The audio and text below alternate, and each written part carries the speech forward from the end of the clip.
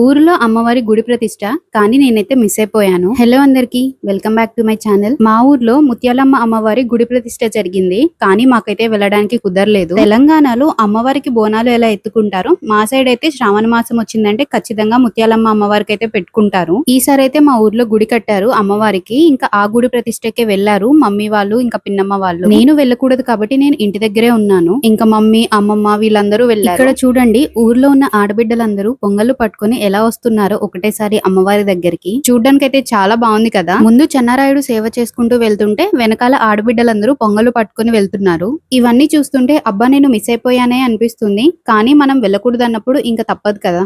ఒక్కొక్క సైడ్ ఒక్కొక్క దేవుళ్ళకి పెట్టుకుంటారు కదా. మా సైడ్ అయితే చెన్నారేయుడు సేవ అని చెప్పి చాలా బాగా చేసుకుంటారు. పెద్ద పెద్ద అకేషన్స్, పెళ్లిళ్ళు అలా ఉన్నప్పుడైతే ఖచ్చితంగా చేసుకుంటారు. కానీ కోర్ తెలంగాణలో ఈ చెన్నారేయుడు సేవలు చేస్తారా? ఎవరైనా కోర్ తెలంగాణ వాళ్ళు ఉంటే చెప్పండి. మా సైడ్ అయితే చెన్నారేయుడు సేవ చాలా బాగా చేసుకుంటాము. ఇంకా తెలంగాణలో కూడా ముత్యాలమ్మ అమ్మవారికి పెట్టుకుంటారని అయితే నేను ఎప్పుడు వినలేదు. ఎవరైనా ముత్యాలమ్మ అమ్మవారికి పెట్టుకునే వాళ్ళు ఉంటే ప్లీజ్ తప్పుగా అనుకోకండి. నేనైతే ఎప్పుడు వినలేదు తెలంగాణ సైడ్ ఈ ముత్యాలమ్మ అమ్మవారికి పెట్టుకుంటారని చెప్పి. శ్రావణ మాసం వచ్చిందంటే అందరూ వరలక్ష్మి వ్రతాలు చేసుకుంటారు కదా. కానీ మా సైడ్ అయితే మేము ముత్యాలమ్మకి అండ్ ఉపలమ్మ అమ్మవార్లకి పెట్టుకుంటాము. ముత్యాలమ్మ అమ్మవారు అంటే ఊరంతటికి కలిపి ఒకటే ఉంటుంది, కానీ ఉపలమ్మ అయితే ప్రతి ఇంట్లో వెలుస్తుంది. సో ఎవరికైనా వెలిసిన వాళ్ళు ఉంటే వాళ్ళు గుడి కట్టుకొని ఇంట్లోనే చేసుకుంటారు. మీలో ఎవరైనా ఉపలమ్మకి పెట్టుకునే వాళ్ళు ఉంటే కమెంట్ చేయండి. నేను కూడా ఇప్పుడిప్పుడే ఈ అమ్మవార్లకి ఎలా పెడుతున్నారా అని చెప్పి చూసి నేర్చుకుంటున్నాను. ఎప్పుడైనా డౌట్ వస్తే మమ్మీకి కానీ అమ్మమ్మకి కానీ ఫోన్ చేసి కనుక్కుంటున్నాను. మనకి మరీ పెద్దవాళ్ళకి తెలిసినంత తెలియదు కదా, కాబట్టి ఏమైనా మిస్టేక్స్ చేస్తామేమో అని చెప్పి నేను ముందే ఫోన్ చేసి ఏది ఎలా చేయాలో అని కనుక్కొని మరీ చేస్తాను.